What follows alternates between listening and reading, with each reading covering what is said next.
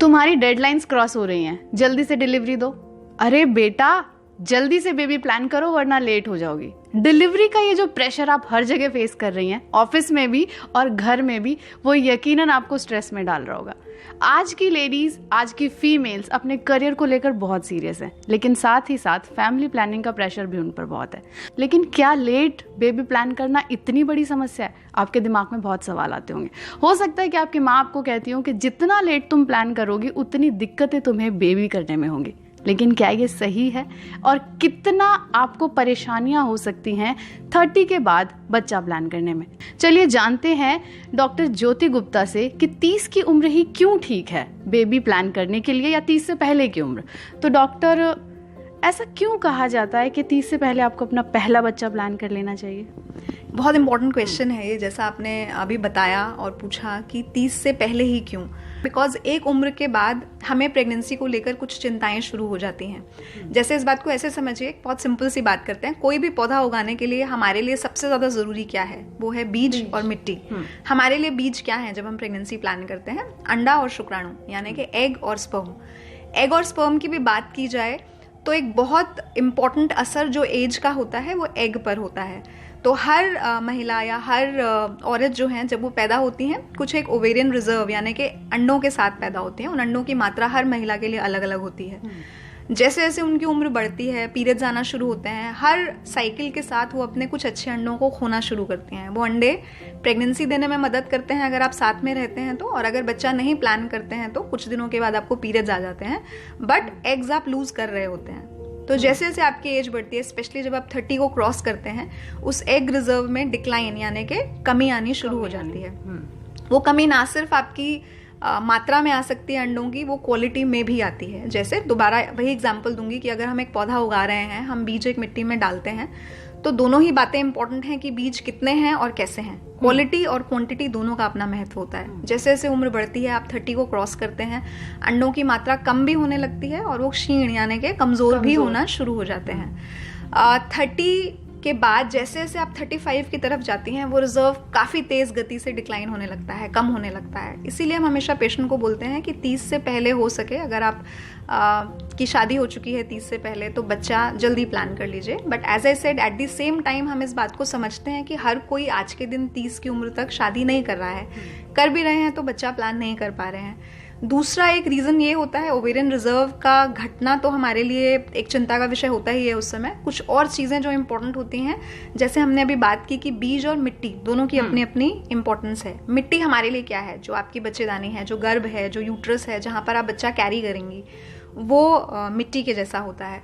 तो जैसे जैसे आपकी एज बढ़ेगी, आप 35 को क्रॉस करेंगे, 40 की दिशा में जाएंगे, आपको बच्चा संभालने की क्षमता जो आपके यूट्रस की है वो भी कमज़ोर हो सकती है।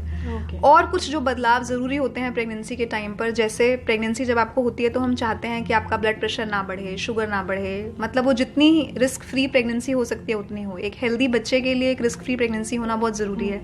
जैसे जैसे आपकी एज बढ़ती है, नेचुरल टेंडेंसी होती है आपके शरीर की कि ब्लड प्रेशर का बढ़ना, शुगर का बढ़ना, ज़्यादातर ये आप बढ़ती उम्र के लोगों में ज़्यादा देखते हैं। प्रेगनेंसी शरीर में इतने बदलाव करती है कि अगर आप पहले से डायबिटिक या ब्लड प्रेशर के मरीज नहीं भी हैं तो भी बच्चा ठहरने के टाइम पर वो रिस्क आपको रह सकता है। ऐसी बहुत सारी महिलाएं होती हैं जो प्रेगनेंसी से पहले डायबिटिक नहीं होती, प्रेगनेंसी के दौरान उनको शुगर लेवल्स डेवलप होते हैं जो बच्चे को अफेक्ट कर सकते हैं, और बाद में फिर दोबारा उनके शुगर लेवल्स नॉर्मल हो जाते हैं। तो माँ के लिए हेल्थ रिस्क बढ़ता है एक उम्र के बाद। प्रेगनेंसी होने में अपने आप में ही कठिनाई होती है बिकॉज अंडे कमज़ोर होना शुरू हो जाते हैं। एक और चीज़ जिसके लिए हम बहुत वरिड होते हैं, सिर्फ अंडों की कमी के लिए नहीं, जैसे जैसे आपकी उम्र बढ़ती है, स्पेशली जब आप 35 को क्रॉस करते हैं, क्योंकि वो अंडे कमज़ोर हो रहे हैं, वो बच्चे के अंदर कुछ शारीरिक या मानसिक विकार भी पैदा कर सकते हैं। तो ऐसा हो सकता है कि जब आप 35 के बाद बच्चा प्लान करें, अगर वो एग स्वस्थ नहीं है तो आपके बच्चे के अंदर किसी प्रकार का शारीरिक या मानसिक विकार हो सकता है। और कोई भी ये नहीं चाहता, अगर आप बच्चा प्लान करते हैं, हर इंसान ये चाहता है कि बच्चा जो हो वो स्वस्थ हो। तो ये बहुत इंपॉर्टेंट हो जाता है कि अगर आप 30 से पहले बच्चा प्लान करते हैं, बहुत अच्छी बात है। अगर नहीं करते हैं, 30 या 35 के बाद आप प्लान करने का सोच रहे हैं, तो प्लीज़ एक अच्छे डॉक्टर की सलाह लीजिए, बिकॉज वो इन सब रिस्क के बारे में आपको बता सकते हैं और रिस्क को कम कैसे किया जा सकता है इसके बारे में भी जानकारी आपको दे सकते हैं। तो प्रॉब्लम्स जो आपने इतनी सारी बताई, कुल मिलाकर 3 एस्पेक्ट्स हो गए हमारे पास इसको लेकर, एज, एग्स की क्वालिटी और तीसरा हमारे पास हुआ यूट्रस का वीक होना, और बच्चे के अंदर विकार का आना। 4 चीजें जो हो गई हैं। तो एग्स की क्वालिटी किस बेस पे वीक, मतलब जैसे कि क्या ये मेल में भी होता है कि उनके स्पर्म्स की क्वालिटी कमजोर हो जाती है या फर्क पड़ता है कुछ? जैसे जैसे उम्र बढ़ती है बिल्कुल फर्क पड़ता है, मेल और फीमेल दोनों के एग और स्पर्म की क्वालिटी पुअर होने लगती है। बट जैसा मैंने बताया कि एग की क्वालिटी का कम होना ज़्यादा फास्टर प्रोसेस है, ज़्यादा जल्दी होता है। एक पुरुष के जो स्पर्म्स हैं या जो शुक्राणु हैं वो यूजुअली 40-45 ईयर्स के एज तक भी ठीक रहते हैं, अगर उनके कोई बुरी आदतें नहीं है। मतलब अगर वो बहुत हैवी स्मोकर नहीं है, जैसे मान लीजिए अगर वो बहुत स्मोकिंग, एग्जैक्टली, अगर वो बहुत स्मोक करते हैं या बहुत ड्रिंक करते हैं तो समय से पहले भी स्पर्म्स खराब हो सकते हैं। बट यूजुअली जो नेचुरल एज रिलेटेड जो चेंज आता है वो महिलाओं में ज़्यादा जल्दी आता है। एज रिलेटेड चेंज स्पर्म्स में भी आता है बट थोड़ा धीरे आता है। जैसे अभी हम रिजर्व की बात कर रहे थे, एग रिजर्व एक महिला में जब वो पैदा होती है फिक्स्ड होता है, वो समय के साथ बढ़ नहीं सकता, वो समय के साथ सिर्फ घटता है, एक फिक्स डिपॉजिट के जैसा है जिसमें से सिर्फ निकल सकता है, उसके अंदर नहीं जा सकता। जबकि शुक्राणुओं में ऐसा नहीं है, हर 3 महीने में वो रीजनरेट होते हैं। अगर आपकी ईटिंग हैबिट्स, आपकी लाइफस्टाइल हेल्दी है तो ज़्यादातर उम्र बढ़ने के साथ साथ भी इतने बदलाव बहुत जल्दी नहीं आते हैं। इसलिए हम हमेशा महिलाओं को ये बोलते हैं कि आप समय रहते अपनी प्रेगनेंसी प्लान कीजिए। तो इन सारी प्रॉब्लम्स के सॉल्यूशन क्या होंगे? लाइक अगर कोई 30 प्लस है या 35 प्लस है और वो प्रेगनेंसी चाहते हैं और ये दिक्कतें उनके साथ चांसेस हैं, तो वो क्या सॉल्यूशंस अपना सकते हैं? देखिए, आज के दिन बहुत सॉल्यूशंस हैं साइंस में, प्रॉब्लम सिर्फ अवेयरनेस का होता है। इसीलिए हम बार बार इस बात पर चर्चा करते हैं और हमेशा बोलते हैं मरीजों को कि अगर आप लेट प्रेगनेंसी प्लान कर रहे हैं तो एक बार अपने डॉक्टर से मिलिए, क्योंकि बहुत सारे केसेस में बहुत सारे सॉल्यूशंस होते हैं जो अगर समय रहते अगर आप अपनाएं तो रिस्क को बहुत हद तक कम कर सकते हैं। जैसे अभी मैंने थोड़ी देर पहले बात की कि आप शादी कब कर रहे हैं या बच्चा कब प्लान कर रहे हैं, ये एंटायरली आपका डिसीजन है। जस्ट बिकॉज एग कम हो जाएंगे, कमज़ोर हो जाएंगे, आप फोर्स नहीं कर सकते किसी को इस चीज़ के लिए कि वो 30 से पहले शादी कर लें। करना भी नहीं चाहिए। जब आपको लगता है कि आपके लिए सही उम्र है शादी के लिए, आप तभी कीजिए। ऐसे ही जब आपको लगता है सही उम्र है आपके लिए बच्चा प्लान करने के लिए, आप तभी कीजिए। बट क्या चीज़ें उस रिस्क को, जैसे मैंने बताया, कम कर सकती हैं? हम क्या कर सकते हैं? जैसे मान लीजिए एक महिला है जो अभी अनमैरिड हैं, जिनकी अभी शादी नहीं हुई है, से वो कुछ 34-35 साल की हैं, अभी शादी प्लान नहीं कर रही हैं और सोचते हैं कि एक बार करियर में सेटल होने के बाद या जो भी फैमिली प्रॉब्लम्स हैं उसके बाद वो करीब 40 तक अपना बच्चा प्लान करेंगी। तो ऐसे केस में वो क्या कर सकती हैं कि अगर वो शादीशुदा नहीं है तो एग फ्रीजिंग करके एक तकनीक होती है जिसमें हम उनके जो अंडे होते हैं उनको इंजेक्शंस के द्वारा बड़ा करके शरीर के बाहर निकाल लेते हैं और फिर उनको फ्रीज कर देते हैं। जैसे मैंने आपको बताया, मान लीजिए 34 साल की वो हैं और वो बच्चा 40 में प्लान करना चाहती हैं, तो 34 साल की उम्र में अगर हम उनके एग्स निकाल के फ्रीज कर लेते हैं तो जब वो 40 में बच्चा प्लान करेंगी, मान लीजिए उन्होंने शादी 38 साल की उम्र में की और 40 में अब वो बच्चा प्लान करना चाहती हैं, तो अब क्योंकि वो मैरिड हैं 40 ईयर्स की एज पे, उनके हस्बैंड के स्पर्म्स यानी कि शुक्राणु इस्तेमाल करके जो अंडे हमने पहले फ्रीज किए थे उनके साथ उन शुक्राणुओं को मिलाकर बच्चा प्लान किया जा सकता है। तो 40 ईयर्स की एज पे भी उन अंडों की जो उम्र होगी वो 34 साल होगी, क्योंकि हमने फ्रीजिंग 34 साल पर किया है। हाँ, तो क्वालिटीज जो होंगी एग्जैक्टली जो 6 साल का गैप उन्होंने लिया, उस 6 साल में जो अंडे बहुत खराब हो सकते थे उनको खराब होने से बचाया जा सकता है। तो जब भी आपको लगता है कि आप प्रेगनेंसी लेट प्लान करना चाहते हैं तो इस तरह के ऑप्शंस को अपनाइए ताकि जो उम्र का असर है वो उन अंडों पर ना आए। तो अगर वो अनमैरिड हैं तो शुक्राणु नहीं है, इसीलिए एम्ब्रियो नहीं बनाया जा सकता, बट अंडे हैं, उन अंडों को बचाया जा सकता है, उनको फ्रीज करके रखा जा सकता है। जब भी वो अपना प्रेगनेंसी प्लान करना चाहें कर सकते हैं। ऐसे बहुत सारे देश के बाहर भी ऐसे बहुत सारे सेलिब्रिटीज़ हैं जो बहुत लेट अपनी प्रेगनेंसी प्लान करते हैं, बट अवेयरनेस होने के कारण वो एग फ्रीजिंग की टेक्निक्स इस्तेमाल करते हैं। न्यूज़पेपर में हम सुनते भी हैं, पढ़ते भी हैं, तो वो कर सकते हैं। और अगर मैरिड हैं तो और बेहतर तरीका ये है कि उनके एग्स को निकाल के, स्पर्म्स को और एग्स को दोनों को मिलाकर भ्रूण बनाकर उस भ्रूण को फ्रीज किया जाए। और जब भी आप प्रेगनेंसी प्लान करना चाहते हैं 4 साल, 6 साल, 10 साल बाद, तो उम्र का असर तब तक उस भ्रूण पर नहीं आएगा क्योंकि वो एक सर्टेन एज पर पहले ही फ्रीज हो चुका है और आप उससे इस्तेमाल बाद में कर सकेंगे। तो ऐसा करने से एक हेल्दी प्रेगनेंसी भी हो जाएगी और जो बच्चों में मैंने बताया कि शारीरिक मानसिक विकार का रिस्क बढ़ता है, उस रिस्क को भी आप कम कर सकेंगे। तो ऐसी बहुत सारी चीज़ें हैं जिनके बारे में समझ ज़रूरी है। अगर वो समझ है सही समय पर तो बहुत तरह के रिस्क्स को हम कम कर सकते हैं बढ़ती उम्र के बावजूद भी। तो मैम, आपने जो बताया कि जिसमें हम भ्रूण को फ्रीज करते हैं, क्या वो बेबी हेल्दी होता है? क्योंकि जैसा कि आपने कहा, अगर हम 35 में एक भ्रूण को फ्रीज करें और 40 की एज में हम उसे इम्प्लांट कराएं, तो वो कितना हेल्दी बेबी होने के चांसेस? देखिए, हाँ, ये एक इम्पॉर्टेंट क्वेश्चन है। बहुत लोगों के मन में ये मिथ होता है कि ऐसा तो नहीं कि इतने साल हो गए फ्रीजिंग हुए, वो एम्ब्रियो खराब तो नहीं हो जाएगा, बच्चे में आगे जाकर कोई प्रॉब्लम्स तो नहीं आएंगी। फ्रीजिंग एक बहुत ही सेफ टेक्निक है, दुनिया भर में इस्तेमाल होती है आज के दिन। इनफैक्ट अगर एक बहुत इंटरेस्टिंग बात आपको बताती हूँ, जो एग फ्रीजिंग का कॉन्सेप्ट था वो कैसे आया। एग फ्रीजिंग का इनिशियल कॉन्सेप्ट जो आया था वो एक्चुअली कैंसर पेशेंट्स के लिए आया था। कि जैसे मान लीजिए एक महिला है जो अभी 24-25 साल की हैं या 26 साल की हैं और उनको कैंसर डिटेक्ट हुआ है। कैंसर है तो उसको ट्रीट करना ही पड़ेगा, आप नहीं रुक सकते। आपको कैंसर की ट्रीटमेंट के लिए कीमोथेरेपी या रेडियोथेरेपी लेना है। कीमोथेरेपी और रेडियोथेरेपी जैसे आपके शरीर के अंदर जाएगी, सारे अंडों को खराब कर देगी, बिकॉज वो जो रेज होती हैं वो बहुत सारे सेल्स को डिस्ट्रॉय कर देती हैं। जो पहले एग फ्रीजिंग का कॉन्सेप्ट आया था इसीलिए ही आया था कि हमें पता था कि अगर रेडियोथेरेपी या कीमोथेरेपी दिया जाएगा तो अंडे खराब हो जाएंगे। तो बेस्ट ऑप्शन जो साइंस ने इसके लिए निकाला वो यही था कि उन अंडों को शरीर के अंदर रखा ना जाए, जब थेरेपी दी जा रही है उससे पहले ही उन अंडों को निकाल लिया जाए और उनको सेफ गार्ड करके रख लिया जाए। कैंसर पेशेंट्स को वापस उभरने में समय लगता है, 2 साल, 3 साल, 4 साल।